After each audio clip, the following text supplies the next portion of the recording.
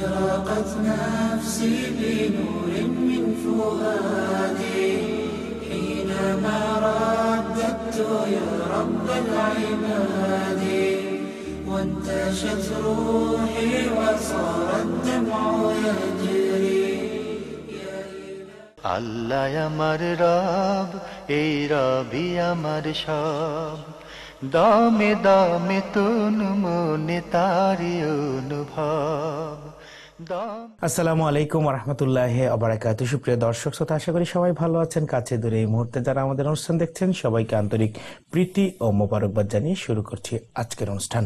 কোরআনুল কারীম অনুষ্ঠানে নিয়মিত আয়োজনে আজকে আমরা 23তম পারা থেকে দেখার চেষ্টা করব আল্লাহ পাক রব্বুল আলামিন আমাদেরকে কি নির্দেশ দিয়েছেন এবং সেগুলো যেন আমরা মানতে পারি, এই তৌফিক চেয়ে আমরা শুরু করছি আজকের অনুষ্ঠান। আমাদের সঙ্গে আছেন নিয়মিত আয়োজনে বাইতুশ শরফ জামে মসজিদ ও ইসলামিক সেন্টারের সম্মানিত ইমাম এবং খতিব মাওলানা জাকারিয়া মাহমুদ। বিসমিল্লাহির রহমানির রহিম। আলহামদুলিল্লাহি রাব্বিল আলামিন ওয়াল আকিবাতু লিল মুত্তাকিন ওয়ালা উদওয়ানা ইল্লা আলাল যালিমিন। আম্মা বাদ। আউযু বিল্লাহি মিনাশ শাইতানির রাজীম। বিসমিল্লাহির রহমানির রহিম। ওয়া মা লিয়া লা আ'বুদুল্লাযী ফাতারানী ওয়া ইলাইহি তুরজাউন أأتخذ من دونه آلهة إن يردني الرحمن بضر لا تغني عني شفاعتهم شيئا ولا ينقذون إني إذا لفي ضلال مبين إني آمنت بربكم فاسمعون صدق الله العظيم। সর্বপ্রথম মহান আল্লাহ রাব্বুল আলামিনের তারিফ এবং প্রশংসা দিয়ে আজকে শুরু করছি কোরআনে কারীমের 23তম পারা। এখানে সূরা ইয়াসিনের যে আয়াত এবং এই পারার শুরুতে যে আয়াতগুলো শুরু হচ্ছে, বিশেষ একজন ব্যক্তি, ওনার নাম ছিল হাবিব নাজ্জার। তিনি কোনো নবীও ছিলেন না, একজন সাধারণ মানুষ, কিন্তু আল্লাহ রাব্বুল আলামিনের তাওহীদ এবং রিসালতের উপর বিশ্বাস ছিল। আল্লাহ পাক সেই ব্যক্তির কথা এখানে উল্লেখ করতেছেন। তিনি কি বলেছিলেন তার মানুষদেরকে?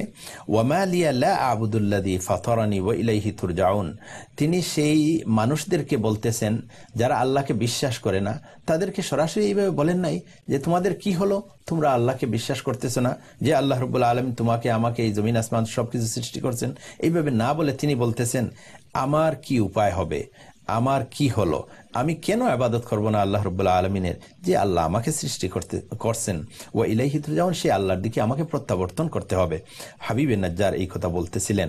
তারপরে তিনি আবার বললেন তাওহীদের পক্ষে শক্ত দলিল, আত্তাখিযু মিন দুনিহি আলিহা ইন ইউরিদনির রহমানু বিদুররিন লা তুগনি আন্নী শাফাআতুহুম শাইআ ওয়া লা ইউনকিযুন। আত্তাখিযু মিন দুনিহি আলিহা, আমি কি আল্লাহ ছাড়া কোনো মাবুদ গ্রহণ করব? এটা কখনো সম্ভব হবে না। কারণ কি, ইন ইউরিদনির রহমান, রহমান হচ্ছেন আল্লাহ রাব্বুল আলামিন, দয়ালু দয়াবান। তিনি যদি কোনো ক্ষতি সাধন করতে চান, আমাকে ক্ষতি দিতে চান, কোনো মানুষ আমাকে রক্ষা করতে পারবে না, সেই ক্ষতি থেকে বাঁচাতে পারবে না, কারো সুপারিশও কবুল হবে না, কেউ আমাকে রক্ষা করতেও পারবে না। তাইলে সবকিছুর মালিক যিনি, সেই অধিকারী হচ্ছে আমার ইবাদতের। ইন্নী ইযা লাফি দালালিম মুবিন, এইভাবে না করলে আমি পথভ্রষ্ট হয়ে যাব। ইন্নী আমানতু বিরাব্বিকুম ফাসমাউন। তারপরে তিনি তাদেরকে বললেন যে তোমরা শুনে রাখো, ইন্নী আমানতু বিরাব্বিকুম, তোমাদের প্রভুর উপরে আমি বিশ্বাস করলাম, ফাসমাউন, তোমরা শুনো এবং সাক্ষী থাকো। এখানে মুফাসসিরিনরা, বিশেষ করে আমি তাফসিরে ইবনে কাসির, তাফসিরে তাবারি আর অন্যান্য বড় বড় কয়েকটি তাফসিরের মধ্যে দেখছি যে তিনি কাকে বললেন ইন্নী আমানতু বিরাব্বিকুম ফাসমাউন। ওইসব মানুষ তো আল্লাহকে মানে না, তোমাদের রবের উপরে আমি বিশ্বাস করলাম, তার মানে কি? এটা দিয়ে তাদেরকে বুঝাইলেন আসলে তোমাদের রবকে মানা দরকার। আর এমনও হইতে পারে তিনি রসুলদেরকে, তার মানে হলো নবী করিম সাল্লাল্লাহু আলাইহি ওয়াসাল্লামের নবুয়তের 10 বছর আগে বেশ কয়েকজন মানুষ এইভাবে ঈমান এনেছিলেন নবীর উপরে। এইভাবে একজন হইল হাবিব নাজ্জার, তন্মধ্যে আরেকজন হইল ওয়ারাকা ইবনে নওফল। এরা অন্যান্য কিতাবের মধ্যে এই খবর জানেন এইভাবে নবী আসবে, তারা সেইভাবে নবীর জন্মের আগে বা আবির্ভাবের আগেই তারা বিশ্বাস করছিলেন। আল্লাহ রাব্বুল আলামিন পাঠাইছিলেন 2 জন রসুলকে প্রথমে। ওয়াদরিব লাহুম মাসালান আসহাবাল কারিয়া, হে নবী আপনি তাদের কাছে সেই গ্রামের কথা আলোচনা করেন। এই গ্রাম কোথায়, কি কোরআনে পরিষ্কার নাই, হাদিসের মধ্যে আসছে এই গ্রাম হলো এন্তাকিয়া। এটা কনস্টান্টিনোপল বা বর্তমান তুর্কি যে দেশ, সেখানে সেই এরিয়াতে প্রথমে 2 জন নবীকে পাঠাইছিলেন আল্লাহ রাব্বুল আলামিন। কাফিররা যখন অবিশ্বাস করে তৃতীয় নম্বর আরেকজনকে পাঠাইছিলেন। এই হাবিবে নাজ্জার সে কিন্তু তিনি মুসলমান হয়েছিলেন এবং তিনি আসিয়া যখন নবীদেরকে তারা মানেও নাই, নবীকে মারার জন্য চেষ্টা করছিল, তিনি বললেন তোমরা কি তাদেরকে মারবে? কেন মারবে? তারা তো দিনের কথা বলতেছে। এই দূর থেকে ওয়াজা রাজুলুম মিন আকসাল মাদিনাতি ইয়াসা, তিনি প্রত্যন্ত অঞ্চল থেকে দৌড়িয়ে আসিয়া তাদেরকে বললেন কেন মারবে? তিনি ছিলেন হাবিবে নাজ্জার। যদিও কোরআনে ওনার নাম নাই, কিন্তু তৌহিদ এবং রিসালতের উপর বিশ্বাস আনার কারণে আল্লাহ রাব্বুল আলামিন ওনার এই কথাগুলি ওনার জবান দিয়ে যেটা বলছিলেন আল্লাহ পাক এখানে উল্লেখ করছেন ওমা আলী আল্লাহ থেকে। এবং এই সূরার মধ্যে দেখুন এই যে পৃথিবীর সৃষ্টি এবং পৃথিবীর এই আল্লাহ পাকের যে মহাবিশ্ব, এসব নানা প্রসঙ্গ নিয়ে তো বলা হয়েছে। এখানে সূরা ইয়াসিনের মধ্যে খুবই গুরুত্বপূর্ণ আলোচনা হয়েছে। এরপরে আয়াত যেটা ওয়া আয়াতুল লাহুমুল লাইলু নাসলাহু মিনহুন নাহার ফাইদা হুম মুজলিমুন, আল্লাহ রাব্বুল আলামিন বলতেছেন এখানেই একটা নিদর্শন। ওয়া আয়াতুল লাহুমুল লাইলু নাসলাহু মিনহুন নাহার, রাতটাই একটা নিদর্শন। কারণ কি? আসলে সবকিছু ছিল অন্ধকার এবং আল্লাহ রাব্বুল আলামিন বিশেষভাবে এই দিনকে তৈরি করছেন, অর্থাৎ দিনে সূর্য আসছে, সূর্যের লাইটে এই রাতের অন্ধকার চলে গেছে।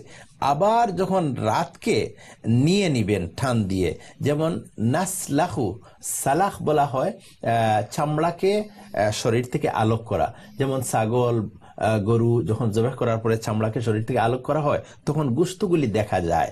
এইভাবে আল্লাহ রাব্বুল আলামিন রাত থেকে দিনকে যখন নিয়ে নিবেন তো আবার অন্ধকার হয়ে যাবে। তাইলে এই অন্ধকার আর আলো এটা কে দিয়ে কিভাবে আসে? আল্লাহ রাব্বুল আলামিনের কুদরত এখানে আমরা বুঝতে হবে, আদারওয়াইজ আমরা তো সেই অন্ধকারেই থাকতাম। আল্লাহ রাব্বুল আলামিন বলতেছেন তারপরে এই রাত দিনের পরে আরো নিদর্শন হলো ওয়াশামসু তাজরি লিমুস্তাকাররিল লাহা যালিকা তাকদীরুল আজিজুল আলিম।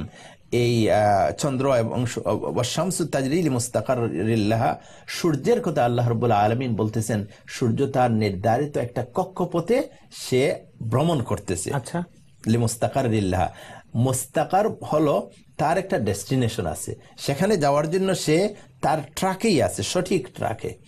যালিকা তাকদীরুল আজিজুল আলিম, এটা আল্লাহ রাব্বুল আলামিন ক্ষমতাশালী, তিনি এটা নির্ধারিত করে রাখছেন, এইভাবে আসছে।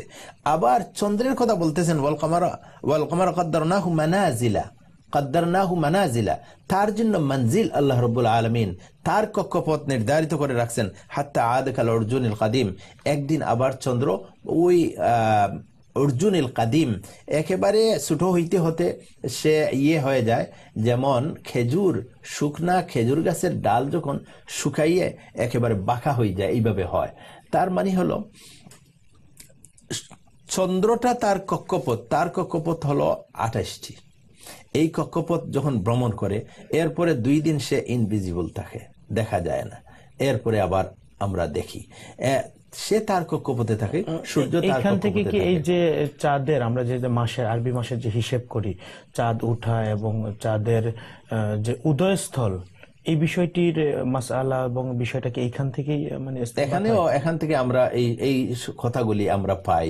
কোরআনের বিভিন্ন জায়গায় আল্লাহ রাব্বুল আলামিন চন্দ্র এবং সূর্যের কথা বলছেন, হুয়াল্লাযী জাআলাশ শামসা দিয়াআন ওয়াল কামারা নূরা লিতা'লামু আদাদাস সিনিন ওয়াল হিসাব। পারপাসটা হলো আদাদাস সিনিন, বৎসরের হিসাব, বৎসরের মাসের গণনা এবং হিসাব আমরা নিতে পারি।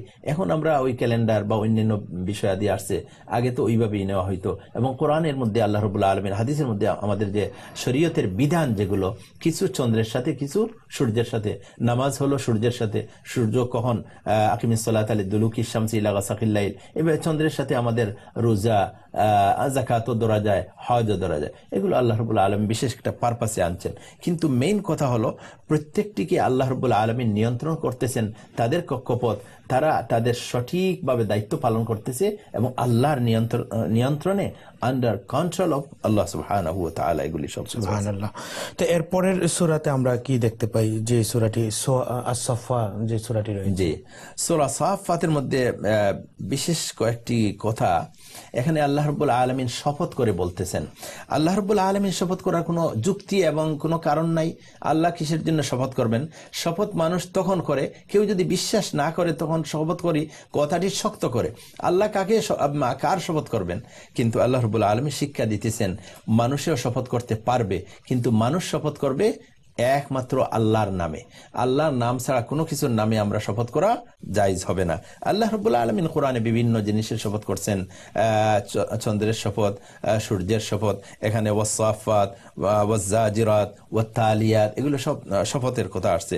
ওয়াসসাফাতি সাফা, যারা একেবারে লাইন সোজা করে আছে তাদের শপথ, মানে ফেরেশতারা। ফাজ্জাজিরাতি জাজরা, ফেরেশতাদের শপথ। এখানেও ফেরেশতারা তারা জাজিরাতি জাজরা, তারা তাদের দায়িত্ব পালন করে এবং বাধা দেয়, জাজিরাত প্রচন্ডভাবে। ফাত্তালিয়াতি যিকরা, এবং কোরআনকে যারা তেলাওয়াত করে, ইন্না ইলাহাকুম লাওয়াহিদ, সব কিছুর বলে সব এই তিনটি শপথের পরে আল্লাহ বলতেছেন ইন্না ইলাহাকুম লাওয়াহিদ, তোমাদের এলাহ হচ্ছেন একমাত্র একজন একক আল্লাহ, রব্বুস সামাওয়াতি ওয়াল আরদি ওয়া মা বাইনাহুমা রব্বুল মাশারিক, তিনি হচ্ছেন রব্বুস সামাওয়াতি ওয়াল আরদ, জমিন আসমানের প্রতিপালক এবং তার মধ্যখানে যা কিছু আছে, ও রব্বুল মাশারিক, এবং সব পূর্ব এবং পশ্চিম সবকিছুর মালিক। মানে তাওহীদের একদম মৌলিক কিছু বিষয় এখানে তুলে ধরা হয়েছে। এই পর্যায়ে আমরা ছোট্ট একটি বিরতিতে যাচ্ছি ইনশাআল্লাহ। প্রিয় দর্শক, আমরা কোরআনুল কারীম অনুষ্ঠানে অত্যন্ত গুরুত্বপূর্ণ আলোচনা শুনছিলাম সূরা আস-সাফফা থেকে 23তম পারায় যে সূরাটি রয়েছে। আমরা এই পর্যায়ে যাচ্ছি ছোট্ট বিরতিতে, আশা করি আমাদের সাথেই থাকবেন। أشرقت نفسي بنور من فؤادي حينما رددت يا رب العباد وانتشت روحي وصار الدمع يجري. أشرقت نفسي بنور من فؤادي حينما رددت يا رب العباد وانتشت روحي وصار الدمع يجري. ধন্যবাদ এতক্ষণ আমাদের সঙ্গে থাকার জন্য। আমরা ফিরছি আলোচনা। আমরা কোরআনুল কারীম অনুষ্ঠানে 23তম পারা থেকে আমরা আলোচনা করছিলাম। ফিরছি আলোচনায়। এই সূরা সাফফাতে আল্লাহ রাব্বুল আলামিনের অনেকগুলো নিদর্শন এবং অনেকগুলো লেসন আমরা আমাদের জীবনে যাতে বাস্তবায়িত করতে পারি।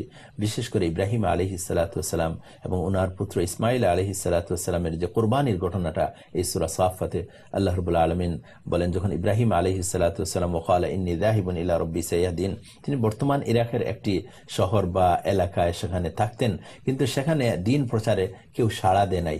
ওনার বাগিনে, ওনার নাম ছিল লূত আলাইহিস সালাতু ওয়াসসালাম, এবং ওনার ওয়াইফ সারা, আর কেউ কথা শুনে না। তখন তিনি হিজরত করে আল্লাহর দিকে রওনা হইলেন, বললেন ওয়াকালা ইন্নী যাহিবুন ইলা রাব্বি সায়াহদিন, আল্লাহ আমাকে পথ দেখাবেন, আমি আল্লাহর পথে যাত্রা শুরু করলাম। রব্বি হাবলি মিনাস সালিহিন, তখন ওনার পুত্র ছিল না, এই জন্য পুত্রের জন্য দোয়া করলেন যে আল্লাহ আমাকে একটা পুত্র সন্তান দান করেন। এখন আমাদের সন্তান না থাকলে আমরা আল্লাহর কাছে চাইতে হবে, কোনো মাজারে গিয়ে আমরা চাওয়া, এটা ইসলামের শরীয়তে বলে না এবং শরীয়ত বিরোধী কাজ। তারপরে ইব্রাহিম আলাইহিস সালাতু ওয়াসসালাম স্বপ্নে দেখলেন, একদিন, 2 দিন, 3 দিন পুত্রের সাথে কথা বললেন। আল্লাহ পাক সেই পুত্রের কথাই বললেন, ফাবাশশারনাহু বিগুলামিন হালিম, আমি ইব্রাহিম আলাইহিস সালাতু ওয়াসসালামকে শুভ সংবাদ দিলাম একটা হালিম পুত্রের, মানে খুবই ধৈর্যশীল হযরত ইসমাইল আলাইহিস সালাতু ওয়াসসালাম। এবং ধৈর্যের পরিচয় তিনি দেখিয়েছেন যখন ওনাকে জবেহ করার জন্য শোয়ানো হলো, এবং জবেহ করার আগে পরে সব সময় আল্লাহ রাব্বুল আলামিন পরীক্ষা করবেন, আসলে জবেহ করা নয়। আজকেও আল্লাহ রাব্বুল আলামিন আমাদেরকে অনেক কিছু দিয়ে, সন্তান দিয়ে, মাল দিয়ে, জ্ঞান দিয়ে পরীক্ষা করেন, আমরা যেন সেই পরীক্ষায় পাশ করি।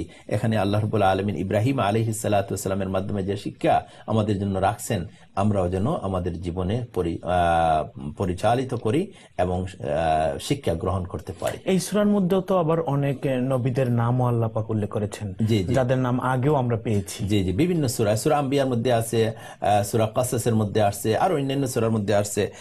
কোন কোন সূরার মধ্যে মানে কি এগুলো বারবার আল্লাহ পাক মনে করিয়ে দিতেছেন তাদের উম্মতের কথা, যে তাদের উম্মতের অবস্থা কি ছিল। আজকেও আমাদের অবস্থা তাদের সাথে কম্পেয়ার করলে আমরা বুঝবো যে এইভাবে দিন গ্রহণ করার কারণে নবীরাও পরীক্ষিত হয়েছেন, উম্মতরাও পরীক্ষিত হয়, তো আমরাও পরীক্ষিত হব, আমরা পরীক্ষায় পাশ করার চেষ্টা করব। বিশেষ করে নূহ আলাইহিস সালামের কথা এই সূরার মধ্যে আসছে, ইব্রাহিম আলাইহিস সালাম, ইসহাক আলাইহিস সালাম, মুসা আলাইহিস সালাম, হারুন আলাইহিস সালাম, ইলিয়াস আলাইহিস সালাম, লূত আলাইহিস সালাম এবং ইউনুস আলাইহিস সালামের কথা এই সূরার ভিতরে আসছে। আচ্ছা, জি। তো এর পরের সূরা সোয়াদের মধ্যে আল্লাহ পাক কি কি বিষয় গুরুত্বের সাথে উল্লেখ করেছেন? যে সূরা সাদের মধ্যে খুবই গুরুত্বপূর্ণ ঘটনা হলো এই সূরা সাদ যখন নাজিল হয় এর একটা প্রেক্ষাপট আছে। সর্বপ্রথম দেখা যাক আমরা সূরা সাদ থেকে একটু তিলাওয়াত করি। আউযু বিল্লাহি মিনাশ শাইতানির রাজীম, বিসমিল্লাহির রহমানির রহিম। সাদ ওয়াল কুরআনিয যিকর বালিল্লাযীনা কাফারু ফি ইজ্জাতিন ওয়া শিকাক কাম আহলাকনা মিন ক্বাবলিহিম মিন কারনিন ফানাদাউ ওয়া লা তাহিনা মানাস ওয়া আজিবু আন জাআহুম মুনযিরুম মিনহুম ওয়া ক্বালা আল কাফিরুনা হাযা সিহরুন কাযযাব আজআল আল আলিহাতা ইলাহান ওয়াহিদা ইন্না হাযা লাশাইউন উজাব। মক্কার কাফিররা, বিশেষ করে নবী করিম সাল্লাল্লাহু আলাইহি ওয়াসাল্লাম যখন নবুয়তের দাওয়াত তাদের সামনে এবং এই কোরআনের কথা পেশ করলেন, তখন তারা মানতে রাজি নয়। তারা বিভিন্ন অজুহাত, বিভিন্ন কারণ এবং আশ্চর্য হয়। তন্মধ্যে আবু জেহেল, আস ইবনে ওয়াইল, আসওয়াদ ইবনে মুত্তালিব, ইয়াগুস, অন্যান্যরা আবু তালিবের কাছে এক সময় তারা আসছে।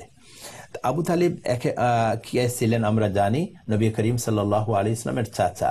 নবীর বাপ ছিলেন না, তিনি গার্ডিয়ান ছিলেন দাদার পরে।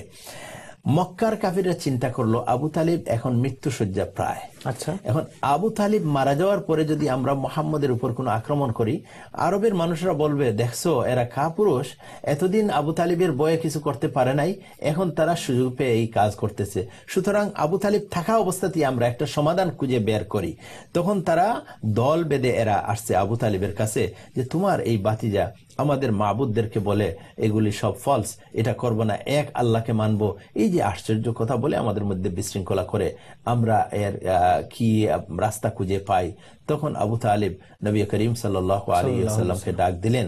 ডাক দিয়া বললেন যে এই মানুষেরা কি বলে তোমার ব্যাপারে। তিনি বললেন আমি তো ভালো একটা কথা বলতেছি, আমি তো এমন কথা বলতেছি যে কথা যদি মানে সারা আরবের মানুষ তাদের পদতলে চলে আসবে। তো এই কথাটা কি? আবু তালিব বললেন এই কথাটা কি? যে এই কথা আমি বলার আগে আগেই, অর্থাৎ নবী করিম সাল্লাম এই কথা বলার আগে আগে যখন শুনছে তারা যে আরবের মানুষ তাদের পদতলে চলে আসবে, তখন লাফ দিয়ে ওঠে আবু জেহেল বলল এক কথা না 100 কথা, 10 কথা, 100 কথা আমরা তোমার মানবো। এই কথাটা কি? নবী করিম সাল্লাল্লাহু আলাইহি ওয়াসাল্লাম তাওহীদের কথা এবং রিসালাতের কথা বললেন, তখন তারা মানতে রাজি নয়। আল্লাহ রাব্বুল আলামিন তাদের কথাই এখানে তুলিয়া ধরছেন যে এরাই এটা ভুল করতেছে। আসলে সত্য নবী মুহাম্মদুর রাসূলুল্লাহ সাল্লাল্লাহু আলাইহি ওয়াসাল্লাম।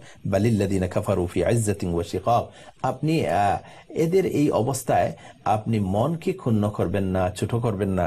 তারা তো এইভাবে বলবে, তারা আশ্চর্য করতেছে। ওয়াজিবু আন জাআহুম মুনযিরুম মিনহুম। তারা মনে করতেছে তাদের কাছ থেকে একজন ওয়ার্নার এবং নসিহতদাতা আসছে।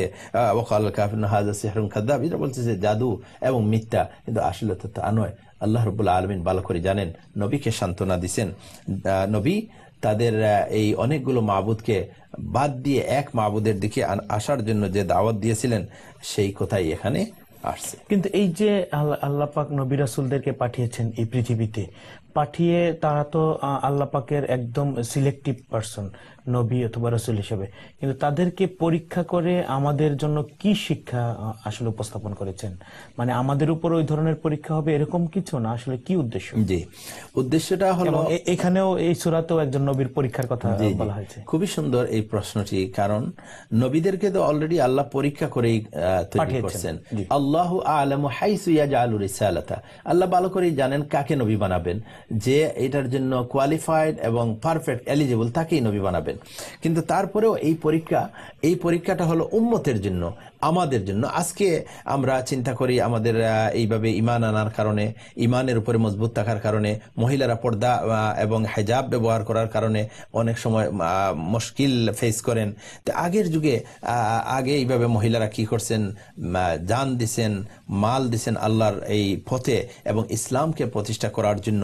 আজকেও আমরা এইভাবে করব। অনেক ক্ষেত্রে আমরা কম্পেয়ার করলে দেখি তাদের যে পরীক্ষা, এইভাবে আমাদের পরীক্ষা কোনো কিছুই নাই। তো এই জন্য আমরা চিন্তা করতে হবে যে এই পরীক্ষা আমরা পাশ করতে হবে। নবী করিম সাল্লাল্লাহু আলাইহি ওয়াসাল্লামের কাছে যখন অনেক সময় সাহাবারা বললেন যে আমাদেরকে খুব নির্যাতন করতেছে মক্কায়, আমরা জানি এখন সেই সব কথাগুলি আলোচনা করলে শরীরের এই লোমগুলি দাঁড়াই যায়। কিন্তু সেই সময় নবী করিম সাল্লাল্লাহু আলাইহি ওয়াসাল্লাম তাদেরকে বলছিলেন, তোমরা জানো আগের উম্মত এবং আগের নবীদের কি অবস্থা হয়েছে, আগের নবীদেরকে উম্মতরা হত্যা করছে এবং উম্মতদেরকে নবীর কথা মানার কারণে, ইমানের প্রতি আসার কারণে লোহার চিরুনি দিয়ে শরীর থেকে মাংস আলোক করা হয়েছে, তাদেরকে হত্যা করা হয়েছে, দেশান্তর করা হয়েছে। সুতরাং এই পরীক্ষা তো আসবেই, আমরা পরীক্ষায় পাশ করতে হবে এবং এই যে কোনো পরীক্ষা যখনই আসবে আমরা চেষ্টা করব এবং এখান থেকে এই নবীদের এবং আগের নবীদের উম্মতদের এই পরীক্ষা থেকে আমরা লেসন গ্রহণ করতে হবে। এর পরের অংশে যে সূরাটি সূরা জুমার, এই সূরাতে তো অনেক গুরুত্বপূর্ণ অনেকগুলো বিষয় আল্লাহ পাক রব্বুল আলামিন উল্লেখ করেছেন।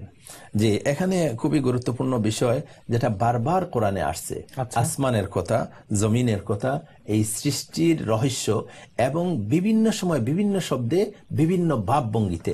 এই সূরা জুমারে আল্লাহ রাব্বুল আলামিন আসমান জমিনের কথা বলতেছেন, খালাকাস সামাওয়াতি ওয়াল আরদ, আল্লাহ রাব্বুল আলামিন আসমান সমূহ এবং জমিনকে সৃষ্টি করছেন বিল হক, একেবারে ধ্রুব সত্য। ইউকাব্বিরুল লাইলা আলান নাহার, ইউকাব্বিরুল লাইলা আলান নাহার, রাত্রের উপরে দিনকে একেবারে কাভার করছেন আল্লাহ রাব্বুল আলামিন। ওয়া ইউকাব্বিরুন নাহার আলাল লাইল, দিনের উপরে রাতকে কাভার করছেন। ওয়া সাখারা শামসা ওয়াল কামার, চন্দ্র এবং সূর্যকে আল্লাহ নিয়ন্ত্রণ করছেন। কুল্লুন ইয়াজরি লি আজালিম মুসাম্মা, একটা নির্ধারিত টাইম পর্যন্ত প্রত্যেক চলতেছে। আলা হুয়াল আজিজুল গফুর, আল্লাহ হচ্ছেন আজিজ, পরাক্রমশালী এবং আল্লাহ হচ্ছেন ক্ষমাকারী। এখানে একটা কথা আসছে, এই দিন রাত এবং চন্দ্র সূর্য জমিন আসমান এগুলো সব বলার পরে আল্লাহ বলতেছেন কুল্লু ইয়াজরি লি আজালিম মুসাম্মা, একটা নির্দিষ্ট সময় পর্যন্ত এগুলো চলতেছে। তার মানে কি, সূর্য যে চলে তার কক্ষপথে, সূর্য প্রতিদিন উদয় হওয়ার পরে অস্তে একেবারে শেষ জায়গায় যাওয়ার পরে আবার যে উদয় হবে তখন আরশের নিচে গিয়ে সিজদায় পড়ে আল্লাহকে সিজদা করে, আল্লাহকে সিজদা করে। আল্লাহ রাব্বুল আলামিন অনুমতি না দিলে এই সূর্য আবার সূর্য দিকে উদয় হবে না। আবু যর গিফারি রাদিয়াল্লাহু তাআলা আনহুকে প্রশ্ন করছিলেন নবী করিম সাল্লাল্লাহু আলাইহি ওয়াসাল্লাম এবং প্রশ্নের উত্তর এইভাবেই দিয়েছিলেন, জানো কোথায় সূর্য ডুবে? আসলে সূর্য ডুবে, আমরা বলি সূর্য ডুবে না, প্রতিদিন উদয় হওয়ার পরে আবার যখন শেষ প্রান্তে যায় তখন আল্লাহ রাব্বুল আলামিনকে সিজদা করে এবং অনুমতি নেয়। এক সময় এই অনুমতি চাইবে, অনুমতি দেওয়া হবে না, তখন আবার পূর্ব দিকে উদয় হবে না, উদয়টা হবে পশ্চিম দিকে, তখনই কিয়ামত হবে। এটাই কিয়ামতের একটি আলামত। জি, তো এই সূরার মধ্যে তো এই যে মানব সৃষ্টি নিয়েও তো বিষয়টা উল্লেখ করা হয়েছে খুব গুরুত্বের সাথে। জি, অনেকগুলো আলোচনা, তার শেষে এই কথাটি আসছে, মানব সৃষ্টির বিভিন্ন স্তর এবং বিভিন্ন উপায়। এখানে আল্লাহ রাব্বুল আলামিন বলতেছেন ইয়াখলুকু ফি বুতুনি উম্মাহাতিকুম, আল্লাহ তোমাদেরকে সৃষ্টি করছেন তোমাদের মাদের পেটের ভিতরে, খালকাম মিন বাদি খালকিন, এক সৃষ্টির ভিতরে আরেক সৃষ্টি, ফি যুলুমাতিন সালাস, তিনটি অন্ধকারের স্তরের ভিতরে, যালিকুমুল্লাহু রাব্বুকুম লাহুল মুলক, এই আল্লাহ মহাশক্তিশালী। এখানে তিনটি স্তর, অনেক সময়ের আলোচনা, কেমনে পেটের ভিতরে এক অন্ধকার, পেটের ভিতরে যে রেহেম, যেটা বাচ্চাদানি বা ফিটাস বা সেটা আরেকটা অন্ধকার, এইভাবে তিনটি অন্ধকারের কথা আল্লাহ রাব্বুল আলামিন আলোচনা করছেন। এই সব কথা যখন আমরা আলোচনা করব, কত শক্তিশালী আল্লাহ রাব্বুল আলামিন, সেখানেই আমরা আল্লাহর দিকে ফেরত যাইতে হবে।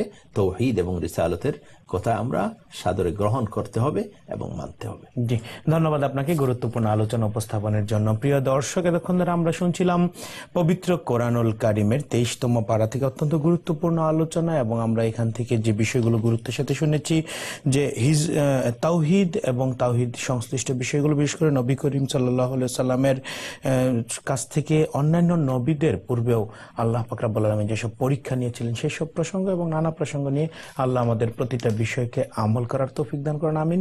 আসসালামু আলাইকুম ওয়া রাহমাতুল্লাহি ওয়া বারাকাতুহু। আল্লাহ আমার রব, এই রবি আমার সব, আল্লাহ আমার রব, এই রবি আমার সব, দামে দামে তুন মনে তারি।